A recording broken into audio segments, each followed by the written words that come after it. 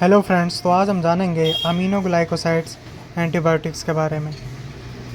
Aminoglycosides are bactericidal antibiotic. They kill bacteria by inhibiting protein synthesis. ठीक है, aminoglycoside जो हैं वो बैक्टीरिसाइडल एंटीबायोटिक्स हैं जो कि किल करते हैं बैक्टीरिया को बाय इनहिबिटिंग प्रोटीन सिंथेसिस, यानी कि प्रोटीन की सिंथेसिस को क्या करते हैं, इनहिबिट करते हैं, उसे रोक देते हैं। They mainly act against aerobic gram negative bacteria, यानी कि ये सिर्फ एक्ट करते हैं किसके against, aerobic gram negative bacteria के। इसका मैकेनिज्म ऑफ एक्शन जो है वो है aminoglycosides bind to the 30th ribosomal subunit of bacteria. ठीक है, 30th राइबोसोमल सब यूनिट, यानी कि राइबोसोम्स के अंदर क्या होते हैं, सब यूनिट होते हैं। एक होती है 30th, एक होती है 50th। ये दोनों क्या करती हैं, ये प्रोटीन बनाती हैं, बैक्टीरिया का प्रोटीन बनाती है, यानी कि प्रोटीन बनाने की एक फैक्ट्री है। ठीक है, और अमीनोग्लाइकोसाइड्स एंटीबायोटिक जो है इस फैक्ट्री के साथ क्या करती है, बाइंड करते हैं 30th राइबोसोमल सब यूनिट के साथ, और क्या करती है, ब्लॉक प्रोटीन सिंथेसिस, जिसके कारण क्या होता है, cause misreading of mRNA and producing abnormal protein.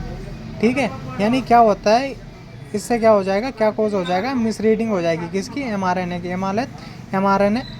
mRNA जो है वो गलत पढ़ा जाएगा, जिसके कारण क्या होगा, प्रोड्यूस होगा क्या, एबनॉर्मल प्रोटीन्स प्रोड्यूस होंगे। ठीक है, जिसके कारण क्या होगा, बैक्टीरिया किल हो जाएगा। शॉर्टकट में आप देख सकते हैं जैसे कि aminoglycosides bind to 30th ribosomes. ठीक है, बाइंड करेंगे, फिर उसके बाद क्या होगा, रॉन्ग प्रोटीन बनेंगे। रॉन्ग प्रोटीन बनेंगे तो क्या हो जाएगा, बैक्टीरिया डाई हो जाएगा। ठीक है, अब बात आती है इसके एग्जांपल्स की।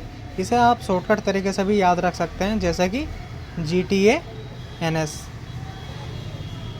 जी से आ गया जेंटामाइसिन, टी से आ गया टोब्रामाइसिन, ए से आएगा एमिकेसिन, एन से आ गया न्यूमाइसिन, एंड एस से आ गया स्ट्रेप्टोमाइसिन।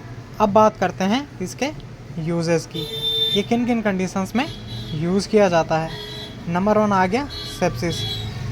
सेप्सिस यानी कि जब कभी हमारे ब्लड में इन्फेक्शन हो जाता है तो उस कंडीशन को सेप्सिस कहा जाता है। फिर आता है यूटीआई। यूटीआई यानी कि यूरिनरी ट्रैक्ट इन्फेक्शन, जब कभी भी यूरिन में, पेशाब में इन्फेक्शन हो जाता है तब अमीनोग्लाइकोसाइड्स एंटीबायोटिक का यूज़ किया जाता है। और फिर निमोनिया में और टीबी यानी कि ट्यूबरक्लोसिस की बीमारी में भी इसका यूज़ किया जाता है, किसका, अमीनोग्लाइकोसाइड्स एंटीबायोटिक का।